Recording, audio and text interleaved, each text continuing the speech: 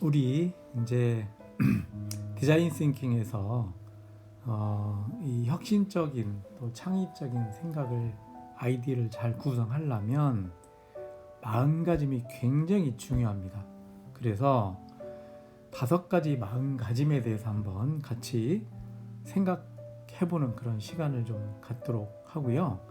이 5가지 마음가짐은 우리가 뭔가 창의적인 생각을 하기 위한 것도 있지만 우리가 뭐 과제를 하든 또는 공부를 하든 어떤 뭐든지 프로젝트 하는 우리가 생활하는 이때 5가지 마음가짐은 다 필요한 부분이라서 우리 생활에 굉장히 좋은 시사점을 주고 있기 때문에 한번 전체적으로 같이 생각해 보는 게 좋을 것 같습니다. 우리 디자인 싱킹에 5단계가 있었죠? 공감하고 그 다음에 공감한다 그랬죠? 그 다음에 뭔가를 이제 정의를 내려야지. 그 다음에 아이데이션, 그지? 아이디어를 도출해야 되겠지. 그 다음에 이거를 프로토타입으로 만드는 거야. 프로토타입이라고 그러죠. 뭔가 임시로 짧게 간단하게 만들어 보는 거지. 그리고 이걸 통해서 테스트를 하면서 계속 보완하는 작업을 해간다 이거죠. 이런 과정들이 있는데 이렇게 어떤 아이디어를 도출하는 거, 여러분들이 앞으로 이제 프로젝트를 많이 하게 될 텐데 경진대회도 나가야 되고 프로젝트도 해야 되고 이럴 때 이런 단계로 접근한다고 그러면 굉장히 좋은 성과를 낼 수가 있는 겁니다. 그런데 이런 활동들을 할 때 필요한 마음가짐이 있다 이거지. 그 마음가짐을 한번 살펴볼 수 있도록 그렇게 하려고 그래요. 자, 이번 마음가짐을 생각해보는 5가지의 순서가 돼요. 그래서 우선 사용자를 우선 생각해라. 사용자 중요한 거예요. 고객이 어떤 일을 할 때 고객이라고 하는 거잖아. 2번째는 올바른 질문하자. 질문이 가장 중요합니다. 질문할 줄 알아야 되는 거야. 학습할 때도 마찬가지입니다. 그리고 그릴 수 있다고 믿어라. 이제는 모든 거를 그림으로 한번 표현해 봅시다. 이걸 시각화라고 얘기하는데 굉장히 중요한 부분이에요. 또 탐험에 주저하지 말라. 호기심을 가져라 이거예요. 뭔가를 호기심을 갖고 도전을 하고 이런 부분들이 되겠지. 그 다음에 테스트를 한 프로토타입. 이제 뭔가를 간단하게 만들어서 어떻게 나타날 것인지를 미리 가늠해 볼 수 있어야 되는데 그런 게 이제 프로토타입인 겁니다. 이 5가지를 같이 한번 살펴보도록 할게요. 자, 마음가짐의 5가지에 대한 요약인데 뒤에 나오기 때문에 여기서 굳이 요약은 길게 설명은 안 할 건데 이런 거예요. 자, 먼저 생각하기. 사용자를 생각한다. 생각하기. 말하기. 질문하는 거잖아. 그 다음에 믿기. 나와 고객에 대한 믿음 이런 거고 또 느낌. 아이디어 창출에 대한 느낌. 좋은 아이디어가 나올 수 있어 하는 그런 느낌. 그리고 행동. 실천이야 실천. 뭔가를 옮겨야 돼. 실천해야 돼. 이런 부분들에 대한 그 마음가짐이고 요거 하나씩 간단히 알아보고 넘어가도록 할게요. 자, 첫 번째 마음가짐은 사용자를 우선 생각하라. 사용자가 뭐라고 그랬죠? 사용자는 고객이래서 고객. 무슨 일을 하든지 고객이 있는 거야. 그 고객에 대해서 생각하는데 어떤 일을 하든지 고객을 위해서 하는 거라면 고객의 입장에서 생각해야 되는 거야. 자, 요거는 어떻게 생각할까라는 그런 관점인데 여러분이 뭐 예를 들어서 시험을 본다 또는 교수님이 내준 프로젝트를 한다 할 때 이 프로젝트는 어떤 의도로 냈을까? 이 시험은 어떤 의도로 출제했을까? 또 우리가 프로젝트를 하면서 내가 예를 들어서 고객을 위한 뭐 핸드폰을 만든다 했을 때 그 핸드폰을 사용하는 사람은 누구야? 고객이잖아, 이용자잖아. 그래서 이용자들이 어떤 생각을 하고 있을지를 먼저 이용자 입장에서 봐야 된다 이거지. 이게 당연한 것 같지만 여러분들이 실제로 일을 하다 보면 이렇게 잘 안 해요. 그래서 항상 소비자, 여기 소비자라는 말이 나와, 고객이라는 말이 나오고, 그 입장에서 생각해야 되는 거야. 내가 소비자, 고객이 됐다고 생각하고, 그리고 생각을 하는 얘기지.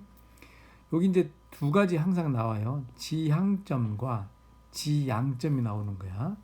지향은 뭔가 그 방향으로 가야 되는 거고, 지향은 이거 회피해야 될 거야. 회피고 이거는 이제 권장하는 거야. 지향은 권장하는 거고, 지양은 회피하는 거야. 그래서 끊임없이 고객의 입장에서 질문해라.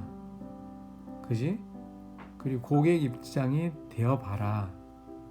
그 다음에 뭐 끊임없이 소통해라. 그래서 여기 이제 인터뷰 같은 거 많이 해요.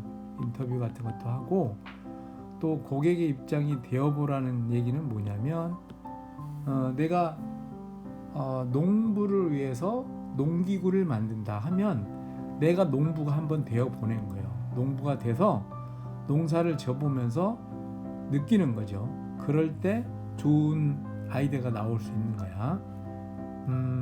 그리고 이제 어떤 목표가 아닌 고객의 문제를 해결하는데 집중해라. 이런 측면으로 생각하는 거예요. 그러면 지향해야 될 거, 피해야 될 건 뭐냐? 이런 거지. 그러면 생각이라는 게 그냥 가만히 앉아서 나오는 생각은 실용성이 없다. 그래서 뭐 사무실에 틀에 박혀 있어서 고객과 소통하지 않는다. 이거는 안 된다. 또 회사의 어떤 지시라든가 이런 사항을 맹목적으로 따르고 실제로 필요한 고객의 입장에서 생각하지 않는다. 이러면 안 된다는 거야. 그지? 그래서 고객에 대한 고객의 문제를 풀기보다는 사업 목적에 중점을 한다? 이게 거꾸로 해야 된다는 거지. 사업 목표에 중점을 둬서는 이 제품이 이게 나왔을 때 고객들이 선택을 안 해요. 그죠? 그런 거. 우리가 고객을 훈련하고 뭐 설득할 수 있다? 이 생각하지 말고, 고객이 생각하고 있는 거를 바꾸려고 하지 말고 내가 고객의 생각을 맞춰줘야 돼. 이런 것들은 우리가 뭐 마케팅이 됐든 영업이 됐든 이런 것도 다 마찬가지예요. 그래서 제 1번 그 디자인 싱킹의 1번 고객의 입장에서 생각하라. 굉장히 중요한 부분입니다. 잘 기억을 하고 실천을 합시다. 두 번째 마음가짐은 올바른 질문을 해라. 질문을 하려면 무엇을 말해야 되나잖아, 그지? 무엇을 말해야 되나? 자, 질문 중요해요, 굉장히 중요해요. 학습에서도 마찬가지예요. 강의실이나 어떤 세미나나 토론이나 할 때 질문을 잘해야. 그러니까 질문을 잘하는 사람은 그 부분에 대한 관심이 있다는 거지, 그죠? 주관이 있다는 것이고, 그래서 항상 무엇을 할 때는 자기의 주관이 있어야 돼. 주관이 없으면 질문이 나올 수가 없잖아요, 그죠? 그래서 이 질문은 습관이고 질문을 하려면 좀 깊이 있는 생각을 하게 돼요. 그래서 질문이 중요하다. 이런 거 있잖아. 그 전에 그 미국 오바마 대통령이 우리 한국 기자들한테 질문의 기회를 준다고 한 5, 6분 동안을 계속 질문의 기회를 줬어요. 근데 한 사람도 질문을 못했어. 그러니까 우리가 그만큼 질문에 익숙해 있지 않다는 거야. 근데 여러분들이 앞으로 우리 수업을 하려면 질문을 자주 해야 돼요. 늘. 그래서 그거를 습관화시켜야 되는 겁니다. 그래서 올바른 질문을 하기 위한 훈련이 필요하다. 그러니까 질문이 그냥 나오는 게 아니라 이거지. 계속 훈련하고 습관이 들여야 된다는 얘기고, 그래서 이게 이제 여기도 이런 말이 있어. 최종 사용자에게 올바른 질문을 해서 숨겨져 있던 이슈와 문제점을 해결하도록 도움을 줄 수 있다. 그러니까 질문하고 질문에 꼬리를 몰고 가면 뭔가 항상 본질을 파악할 수 있는 겁니다. 본질을. 그래서 보통은 핵심은 숨겨져 있어요. 이 핵심이라면 숨겨져 있어. 그리고 이 핵심을 어떻게 끄집어내느냐. 자, 핵심이 이렇게 여러 개로 쌓여서 숨겨져 있다. 그러면 질문을 통해서 하나하나 이렇게 벗겨나가는 거지. 그래? 그러다 보면 핵심이 나오고 이게 본질이 되는 거고. 그래서 고객들이 정말로 원하는 사항이 뭐냐? 그냥 몇 마디 말해서는 나오질 않는다 이거지. 반복해서 질문하면 정말로 원하는 사항이 뭔지 나오는 거고, 또 고객도 그래요. 사용자나 고객도 내가 말하기 싫어서 말을 하는 게 아니야. 그게 생각이 잘 안 나는 거지. 그럴 때 자꾸 여러 각도로 질문을 하면 그 생각이 끄집어 나와서 결국 본질을 말할 수 있게 되는 겁니다. 그래서 여기도 지향할 점 두 가지가 있는데,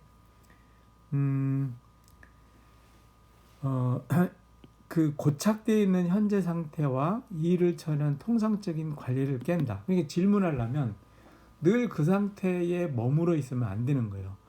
다른 부분을, 저 뒤에 있는 부분을 생각하면서 질문을 찾아내는 거지. 또 상사에게도 올바른 질문을 할 수 있어야 된다. 보통 우리나라의 문화는 뭐 윗사람, 그러니까 막 부모님이 됐든 여러분 학생하는 교수가 됐든 직장에서 상사가 됐든 윗사람한테는 어려워서 질문을 안 해. 질문하면 예의에 어긋난 것처럼 생각한다 이거지. 그건 잘못된 거예요. 그래서 상사가 됐든 뭐 동료가 됐든 항상 올바른 질문을 할 수 있어야 된다. 올바른 질문이라고 했습니다. 올바른 질문. 그러니까 상사나 이용자의 눈치를 보면서 질문하지 말고 정말로 핵심적인 질문을 해야 된다는 거야. 그리고 어떤 일이 진행되는지에 대한 호기심을 느끼고 답을 찾아내기. 호기심은 결국 질문으로 이어지는 거야. 또 원인 밑에 숨어있는 동기, 저 밑에 동기 찾아내기, 핵심 찾아내기, 이런 것들은 질문을 통해서 나온다. 그리고 마찬가지로 지향할 점은 맹목적으로 상사의 결정에 따라간다? 안 되는 거예요. 논의 없이 토의 없이 관례에 동의한다? 안 되는 거야. 내 주관이 있고 이거 짚어봐야 되는데 이런 생각을 해야 되는 거야. 또 다른 사람의 의견에 쓸려? 요거는 그래서 내가 늘 자기 주관을 가져야 된다. 자기 생각을 가져야 된다. 그래서 내 생각이 틀리다가 아니야. 생각이 틀리다가 아니라 다른 거예요.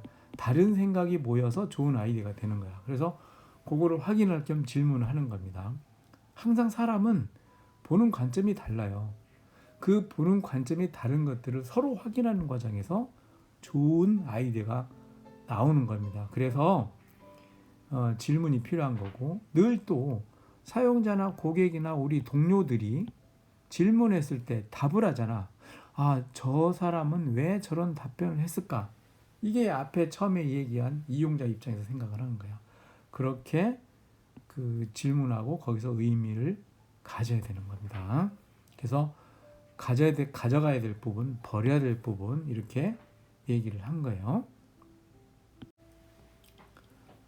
다음에 세 번째 마인드셋, 그릴 수 있다고 믿어라. 무엇을 믿어야 될까 했는데, 여기서 특이하게 요구사항으로 이제 드로잉이야. 이 드로잉 그리는 거잖아. 뭐 예를 들어서 스케치가 될 수 있고. 자, 여러분 이제는 앞으로 시대는 디자인 시대이고, 우리 또 디자인 학과가 있어서 같이 그 학생들하고 친하게 좀 지내세요. 뭔가를 시각화해야 돼요. 시각화. 그래야 전달이 굉장히 빠르고 이해도 좀 빠르고 하는 거예요. 여러분들 공부할 때도 노트 정리 같은 거 할 때도 그냥 글로 쓰지 말고 그거를 마인드맵처럼 이렇게 뭐 그려가고, 또는 뭐 아이콘화해서 뭐 표현도 하고 이렇게 해야 되는 거예요. 그래야 이해가 바로 되는 거예요. 글로 쓴 거는 눈에 잘 안 들어와. 근데 그림으로 그리는 거는 한눈에 들어오고 이해가 쉽다. 그래서 이제 앞으로 여러분들은 그림을 많이 그린다. 근데 그림이 잘 그리고 못 그리고 관계없어요. 그냥 그 윤곽만 그리면 되기 때문에 또 그릴 수 있어요.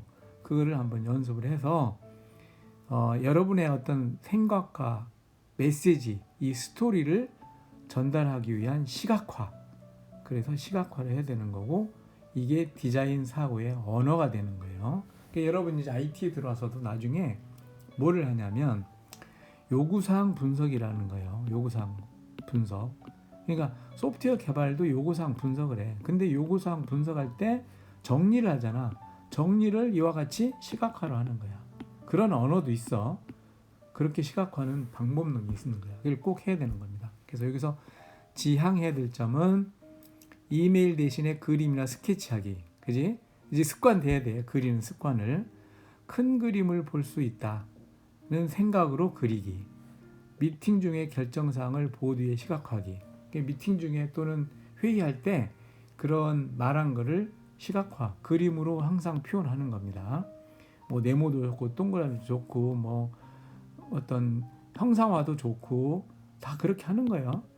그 다음에 다른 사람도 그릴 수 있게 서로 얘기를 해주는 거야. 그죠? 내가 이제 여러분들과 수업 시간 할 때 이런 거를 자꾸 얘기하면서 그림으로 표현하고 얘기를 할 겁니다. 자, 버려야 될 거. 그릴 생각하지 않는다? 버리세요. 그려야 돼요. 그림 실력을 흉볼까 두려워한다? 아니야. 여러분은 나만 알면 되는 거야. 나만 알면 되면 그 형상에 대해서 옆에 사람한테 한번 설명해 주면 그 사람은 또 그걸 바로 캐치를 하는 거니까 너무 두려워하지 말고 항상 그릴 수 있어야 된다. 이걸 꼭 유념해 둡시다. 자, 네 번째야. 네 번째는 탐험에 주저하지 말자. 어떻게 느껴야 될까 했는데 이거는 내가 볼 때는 이제 호기심이나 또는 뭐 도전 그런 부분이라고 생각을 해요. 그래서 여기 보면 요구사항에 탐험을 할 수 있는 마음을 단련해야 된다. 자, 아이디어를 도축하고 시각화하고 해결책을 찾는 과정에서 끊임없이 어떤 새로운 가능성 이걸 생각하게 되는 거예요. 그게 이제 그 탐험이라고 하는 것이고 어떤 제품을 하든 또 창의적인 아이디어를 만들든 이런 거 할 때는 항상 생각하고 다른 면을 보고 뭐 새로운 걸 해보고 하는 그런 기본적인 마음을 가져야 되는 거예요. 이거는 어떻게 보면 수학 문제 푸는 거와 비슷하다겠어. 자꾸 생각하고 뭐 요런 자 예를 들어서 이런 이 방향으로 생각해보고 또 이 방향으로 생각하고 또 반대 방향으로 생각하고 또 위에서 밑으로 생각해보고 또 횡으로 생각해보고 종으로 생각해보고 이게 다양한 부분을 계속 도전하고 생각하는 그런 거를 가져야 된다 이거지. 그래서 여기서도 지향해야 될 점은 언제나 정답이 하나 있다고 생각하지 말자. 그 이상의 정답이 있어. 무궁무진. 그리고 답이 있다고 생각하지 마요. 답이 있다고 생각하지 말고 답은 여러 가지가 있고 만들기 나름인 거야. 그런 점에서 생각해야 되는 거야. 그리고 많은 아이디어와 개념을 만들어내기. 실현 가능성은 고려돼. 그러니까 여기서 실현 가능성은 고려 대상이 아니란 얘기는 이거 진짜로 현실적인 걸로 만들 수 있을까? 기술이 따라줄까? 이런 거 생각하지 마. 이상적인 것도 좋으니까 만들어. 결국은 현재 기술로 할 수 없는 것도 시간이 지나면 그게 어떻게 돼요? 구현이 되는 거예요. 그래서 아이디어가 중요한 거야. 옛날에 여러분들이 어렸을 때 만화, 영화 봤을 때 이거는 공상이고 상상이라고 했을 거예요. 그런 부분들이 지금은 어떻게 됐어? 다 실현이 돼가는 거야. 우주여행 꿈도 못 꿨지. 근데 지금은 어떻게 해요? 미국의 민간 회사가 벌써 우주선을 만들어서 보내려고 다 만들고 몇 번 실험까지 했다는 겁니다. 그죠? 이렇게 빨리 가는 거야. 그리고 협력과 협업하기 아주 중요해요. 여러분들 우리 이 교육 방법론을 한번 설명할 기회가 있을 건데 우리가 CLD라는 교육 방법을 가지고 있어요. Creative Learning by Doing이야. 이게 뭐냐면 창의적인 거를 하는데 실천하면서 하는 건데 요거 할 때는 항상 협업을 해요. 동료들과. 그래서 우리가 강조하는 건 팀 학습입니다. 지금 요즘의 상황 때문에 팀 학습을 못하고 있지만 결국은 팀 학습에서 서로 협력해야만 되는 겁니다. 그리고 영감을 받아들이라. 그리고 이런 아이디어나 이런 것들을 이거 안 될 거야 하지 말고 쑥쑥 받아들여 내 걸로 만드는 거야. 그리고 그 아이디어를 다른 사람과 공유해야 돼. 공유를 하면 좋은 게 협업과 공유가 좋은 것이 내가 요만큼을 생각했다면 다른 사람이 또 이렇게 생각을 합해요. 그러면 나는 이 내가 생각한 거와 다른 사람이 생각한 것이 합해져서 이만큼 생각이 확장되는 겁니다. 확장. 그래서 이 부분이 굉장히 중요하다. 지향점은 맹목적으로 상사 결정에 따르지 않기. 그죠? 따르면 안 돼. 논의 없이 관례에 따르고 그렇게 안 하기. 대세에 따르는 거 없어. 항상 자기 주관 가져야 돼. 그리고 항상 피드백을 해야 돼. 피드백을 무시하기 이런 건 안 된다. 그죠? 이런 점을 염두에 두고 탐험에 주저하지 말자. 호기심을 갖자. 이 부분 마음가짐입니다. 자, 마지막으로 5번째 마음가짐은 뭐냐면 테스트를 위한 프로토타입을 만들자야. 이거는 행동이야, 행동. 생각을 실천하는 거야, 실천. 우리가 이런 얘기를 많이 해요. 탁상 행정 이런 얘기를 많이 하지. 그냥 책상에 앉아서 생각으로만 표현한 거지. 그럴 게 아니라 이거를 모형으로 만들어 보는 게 프로토타입이에요. 모형으로. 결국 이게 만들어 본다는 건 한번 실천해 본다는 얘기지. 그래서 요구사항이 뭐야? 프로토타입으로 테스트할 수 있도록 꾸준히 노력하여 무엇이 잘못인지 알아내고 그런 것들을 두려워하지 않는다. 이런 겁니다. 그리고 살출문들을 많이 만들고 또 시각화를 통해서 뭐 이렇게 하는 건데 이걸 왜 만드냐면 우리가 생각을 했어. 그리고 그거를 마음속에 있는 거를 실제로 뭐 우리 주변에 있는 도구를 가지고 재료를 가지고 만드는 거예요. 예를 들어서 뭐 어떤 박스로 만들어 본다든가 아니면 종이 같은 걸로 설계해 본다든가 이렇게 만들어 보고 사용해 보고 테스트 해 보고 하면 뭐가 우리가 생각하지 못했던 부분들을 캐치를 하게 돼요. 그리고 그거를 반영하게 되는 겁니다. 그래서 지향할 점은 테이블에서 뭔가 항상 만들 수 있도록 준비하라. 그 다음에 항상 실험한다. 우리가 특히 뭐 프로그래밍도 그렇고 뭐 코딩 같은 걸 하지만 그냥 논리를 알고리즘을 머릿속에서 생각한 거를 이거를 컴퓨터 앞에서 코딩해서 실행해보고 수정하고 하는 걸 반복적으로 해야 되는 거예요. 이런 테스트를 통해서 해결책이 나온다. 그래서 프로토타입은 완전한 제품이 아니라 임시로 형태를 만들어 보는 거야. 그래서 비용이 저렴해. 그래서 저렴한 비용으로 많은 성과를 이룰 수가 있는 겁니다. 그리고 그 결과를 사용자한테 얘기해주고 다시 반영하고 피드백하는 거죠. 이런 부분들을 하는 거예요. 그리고 지향해야 될 부분은 완벽한 솔루션을 만들게 되면 그러니까 프로토타입은 간단히 임시로 만들어 보는 거야. 그러니까 너무 구체적으로 완벽하게 동작하는 걸 만드는 게 아니에요. 그죠? 자, 실패를 두려워하지 말자. 여러 번 해보는 거야.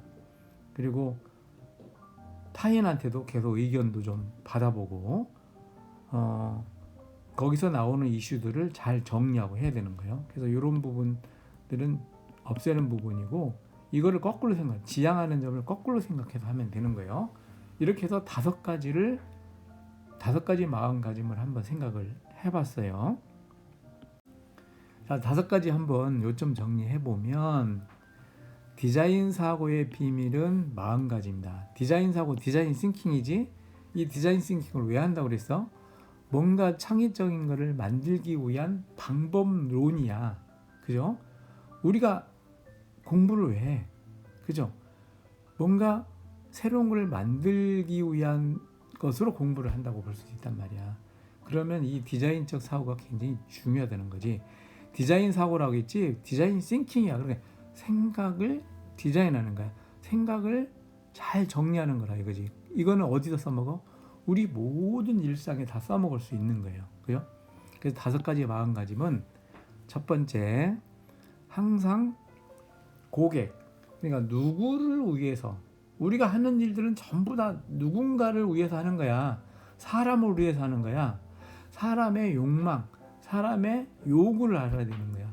그래서 고객을 먼저 생각하자는 거라 했지. 그 다음에 그런 생각을, 요구를 끌어내려면 항상 질문을 잘해야 된다. 우리 질문 잘하기. 그 다음에 항상 뭔가 그려서 표현하자. 그걸 뭐라고 하겠지? 시각화라고 그래. 시각화. 시각화를 잘하자. 그 다음에 탐험을 주저하지 말자. 늘 호기심을 가져야 돼. 도전을 해야 돼. 그런 생각으로 임해야 된다는 얘기지. 그 다음에 테스트를 한 프로토타입 만들기. 이 생각을 구현해 보는 거야. 구현. 그죠? 그러니까 모형을 만들어 보는 거야. 모형을 어떻게? 심플하게. 스티브 잡스가 좋아하는 말이지. 심플하게 만들어서 실험을 해보는 거예요. 그러면서 보완해 나가면서 완벽한 제품이 될 수 있도록 하는 겁니다. 자, 요렇게 해서 우리가 마음가짐 5가지를 쭉 정리를 해봤어요. 자, 요까지에 대한 뭐 별도의 과제는 없고 다음부터는 여러분들이 하나씩 조그만 과제를 해볼 수 있도록 준비를 하겠습니다. 수고했어요.